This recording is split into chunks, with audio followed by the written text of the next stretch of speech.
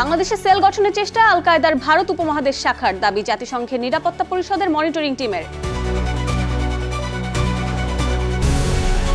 ইরানের বন্দরে অনির্দিষ্টকালের অবরোধের ইঙ্গিত মার্কিন প্রতিরক্ষা মন্ত্রী। ট্রাম্পের মেয়াদে যুদ্ধ চালিয়ে যাওয়ার হুঁশিয়ারি তেহরানের।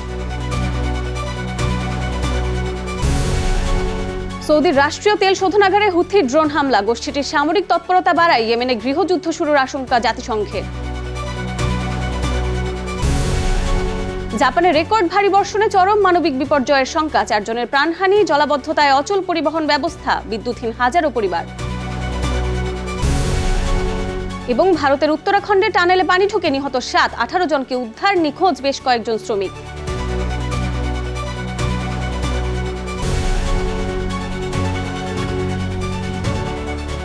বিশ্বজুড়ে ঘটে যাওয়া দিনের গুরুত্বপূর্ণ ঘটনাবলী নিয়ে আরটিভির নিয়মিত আয়োজন সারাদিনের বিশ্বে আপনাদের সঙ্গে আছি আমি অঙ্কনাই।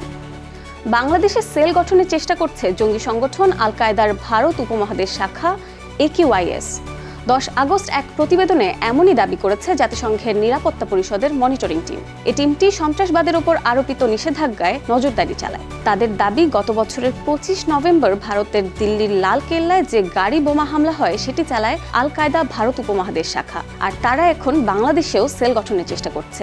ভয়াবহ ওই হামলায় সেদিন 11 জনের মৃত্যু হয়।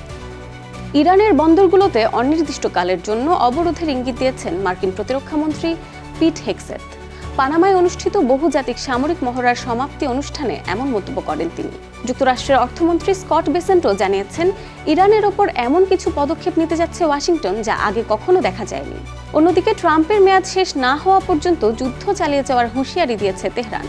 এই হুমকির পর বিশ্ববাজারে জ্বালানি সরবরাহ নিয়ে নতুন করে উদ্বেগ দেখা দিয়েছে। আন্তর্জাতিক বাজারে বাড়তে শুরু করেছে অপরিশোধিত তেলের দাম।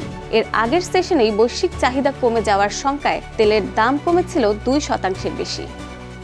মধ্যপ্রাচ্যে নতুন বিমানবাহী রণতরী USS জর্জ ওয়াশিংটন পাঠাচ্ছে যুক্তরাষ্ট্র। এটি সেখানে 250 দিনের বেশি সময় ধরে থাকা USS আব্রাহাম লিঙ্কনকে প্রতিস্থাপন করবে। মালাক্কা প্রণালী হয়ে মধ্যপ্রাচ্যের দিকে যাওয়া নতুন এই বহরে একটি ক্রুজার ও ডেস্ট্রয়ার রয়েছে। টানা সাগরে থাকায় আব্রাহাম লিঙ্কনে খাবার ও পানির সংকট তৈরি হয়েছে। দেখা দিয়েছে টয়লেট ও পাইপলাইনের সমস্যাও। তীব্র মানসিক চাপে সেনা সদস্যরা সাগরে ঝাঁপ দেওয়ার চেষ্টা করেছেন বলেও খবর মিলেছে। এদিকে লিঙ্কনে অভ্যন্তরীণ সংঘর্ষে 7 সেনা নিহতের ইরানি দাবি ভিত্তিহীন বলে উড়িয়ে দিয়েছে সেন্টকম। সার্বিক সংকট বিবেচনায় নতুন রণতরীটি দ্রুত মোতায়েন করছে পেন্টাগন। সৌদি আরবের রাষ্ট্রীয় তেল শোধনাগারে 2টি ড্রোন হামলা চালিয়েছে ইরান সমর্থিত ইয়েমেনের হুথি বিদ্রোহীরা। দেশটির রাষ্ট্রীয় সংবাদ সংস্থার বরাতে তথ্য জানিয়েছে আল জাজিরা। প্রতিবেদনে একটি সামরিক সূত্র বলছে, সৌদি আরবের জাজান অঞ্চলে আরামকোর তেল শোধনাগারে ওই হামলা চালানো হয়। তবে হামলায় শোধনাগারটির ক্ষয়ক্ষতি বা হতাহতের ব্যাপারে কোনো তথ্য দেয়নি কর্তৃপক্ষ। এদিকে হামলার দায় স্বীকার করে হুথি জানিয়েছে, ইয়েমেনের সাদা ও হাজ্জা প্রদেশের আকাশসীমা ও সার্বভৌমত্ব লঙ্ঘনের জবাবে সৌদিতে হামলাটি চালানো হয়েছে। এদিকে সাম্প্রতিক দিনগুলোতে হুথিদের এই সামরিক তৎপরতা বাড়ায় আবারও ইয়েমেনে গৃহযুদ্ধ শুরুর আশঙ্কা করছে জাতিসংঘ। জাপানের টোকিও সংলগ্ন চিবা প্রিফেকচারে রেকর্ড ভারী বর্ষণে আকস্মিক বন্যায় ব্যাপক প্রাণহানি ও চরম মানবিক বিপর্যয় দেখা দিয়েছে। শুক্রবার পর্যন্ত পাওয়া তথ্য অনুযায়ী এই প্রাকৃতিক দুর্যোগে অন্তত 4 জনের মৃত্যু হয়েছে এবং আরও 1 জন নিখোঁজ রয়েছেন। চিবা ও অন্যান্য এলাকার 4 লাখেরও বেশি মানুষকে নিরাপদ স্থানে সরিয়ে নেওয়ার নির্দেশ দিয়েছে কর্তৃপক্ষ। ভয়াবহ বন্যা ও জলাবদ্ধতায় পুরোপুরি অচল হয়ে পড়েছে স্থানীয় পরিবহন ব্যবস্থা। বিদ্যুৎহীন হয়ে পড়েছে হাজারো ঘরবাড়ি। জাপানের অন্যতম প্রধান ছুটির মৌসুমে বৈরী আবহাওয়ায় টোকিওর নারিতা আন্তর্জাতিক বিমানবন্দরে আটকা পড়েছেন প্রায় 7,000 যাত্রী। সার্বিক পরিস্থিতি মোকাবেলায় ও ক্ষতিগ্রস্তদের উদ্ধারে ইতোমধ্যে সেনাবাহিনী মোতায়েন করেছে দেশটির সরকার।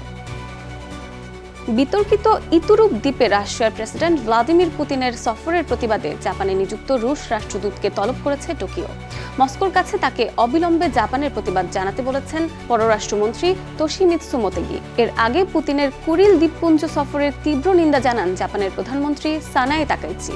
এক টেলিভিশন বিবৃতিতে তিনি বলেন, এই সফর জাপানি জনগণের অনুভূতিতে আঘাত করেছে। এর আগে বৃহস্পতিবার ইতুরুপ দ্বীপে সফর করেন পুতিন, যা কুরিল দ্বীপপুঞ্জের অংশ। সফরে দ্বীপের একটি মাছ প্রক্রিয়াজাতকরণ কারখানা পরিদর্শন করেন তিনি। এমনকি রাশিয়ার নৌবাহিনীর মহড়াও তদারকি করেন। দ্বিতীয় বিশ্বযুদ্ধে জাপানের আত্মসমর্পণের পরপরই দ্বীপটি দখলে নেয় মস্কো, যদিও এখনও এর মালিকানা দাবি করে আসছে টোকিও। ভারতের উত্তরাখণ্ডের চামোলি জেলায় জলবিদ্যুৎ প্রকল্পের একটি টানেলে হঠাৎ পানি ঢুকে অন্তত 7 জন নিহত হয়েছেন।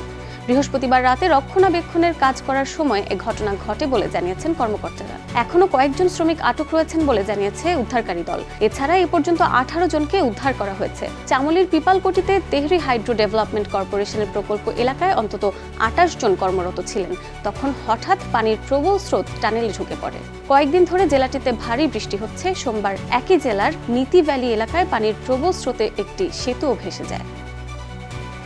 মক্কা চুক্তির আওতায় পাকিস্তান, তুরস্ক ও সৌদি আরব যৌথভাবে রাজনৈতিক ও সামরিক কাঠামো গঠন করতে যাচ্ছে। বৃহস্পতিবার আঙ্কারায় এক সাপ্তাহিক ব্রিফিংয়ে এ তথ্য জানায় তুরস্কের প্রতিরক্ষা মন্ত্রণালয়।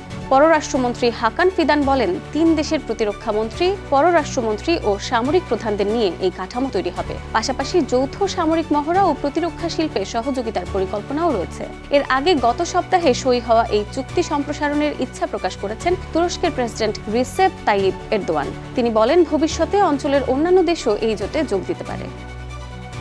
কারাবন্দী ও পলাতক আসামিদের জন্য সাধারণ ক্ষমার আইন পাশ করেছে লেবানন। 1991 সালের পর এ ধরনের প্রথম আইন পাশ করল দেশটির সংসদ। লেবাননের স্পিকারের কার্যালয় জানিয়েছে, সাধারণ ক্ষমা প্রদান এবং নির্দিষ্ট কিছু সাজা কমানোর লক্ষ্যে একটি খসড়া আইন অনুমোদন করা হয়েছে। কারাগারে অতিরিক্ত বন্দির চাপ কমানো এই আইনের অন্যতম লক্ষ্য, যারা রাজনৈতিক প্রতিহিংসার শিকার হয়ে দীর্ঘদিন বিচারহীনভাবে কারাভোগ করছেন।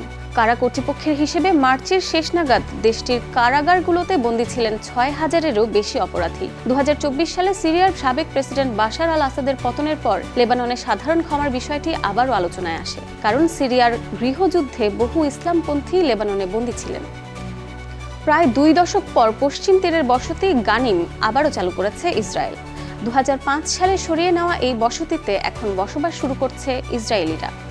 নেতানিয়াহু সরকারের অধীনে দ্রুত গতিতে বসতি সম্প্রসারণের অংশ হিসেবেই এই পদক্ষেপ।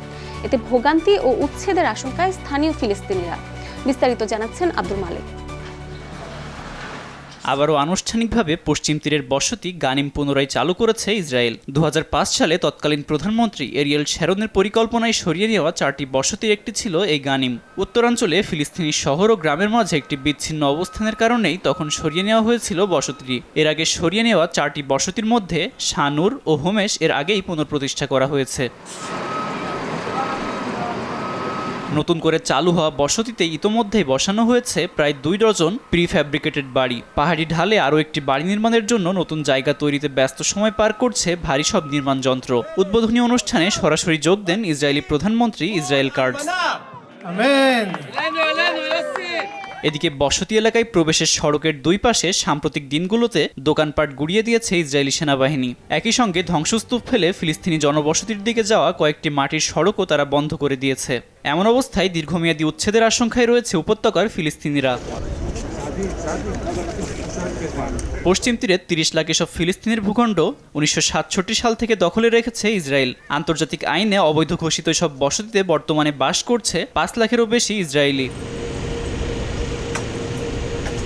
আব্দুল মালিক, RTV। ভারতের তামিলনাড়ুতে প্রতি বছর অন্যরকম এক আয়োজন করা হয়। সন্তান লাভের আশায় মাটি থেকে খাবার গ্রহণ করেন শত শত নারী। প্রায় 200 বছরের পুরনো এই রীতিতে বিশ্বাস রেখে প্রতি বছরই মন্দিরে ভিড় জমান সন্তানহীন দম্পতিরা। বিস্তারিত জানাচ্ছেন আব্দুল মালিক।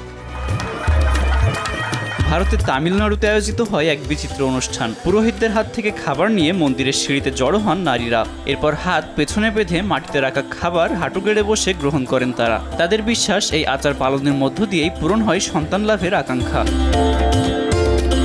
তামিলনাড়ুর তিরুভান্নামালাই জেলার সেতুপেট গ্রামে অবস্থিত আরুমুগাস্বামী পারদেশ সিদ্ধ মন্দিরে সন্তান লাভের আশা নিয়ে জড়ো হন রঙিন শাড়ি পরা শত শত নারী। তামিল বর্ষপঞ্জির অমাবস্যা তিথি উপলক্ষে আয়োজিত হয় এই বিশেষ অনুষ্ঠান।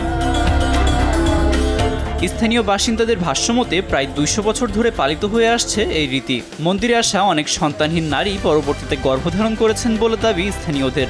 এমনকি চলতি বছর এক দম্পতির যমজ সন্তান হওয়ার পর শিশুদের ওজনের সমান উপহারও মন্দিরে দান করেছেন তারা। তামিল আধ্যাত্মিক ঐতিহ্যের সঙ্গে জড়িয়ে আছে এই মন্দিরের ইতিহাস। ভক্তদের বিশ্বাস, মন্দিরের একজন সিদ্ধ ব্যক্তি জীব সমাধি অর্জন করেছিলেন। বংশ পরম্পরায় চলে আসা এই আচার আজও টিকে আছে বিশ্বাসের জোরেই। তাই তো প্রতি বছর হাজারো নারীকে টেনে আনে এই মন্দির সন্তান লাভের অলৌকিক বিশ্বাসে। আব্দুল মালিক, RTV। আর এরই সাথে শেষ করছি সারাদিনের বিশ্ব। আরটিভির সাথে সংযুক্ত থাকুন, মতামত জানান আরটিভির সামাজিক যোগাযোগ মাধ্যমগুলোতে।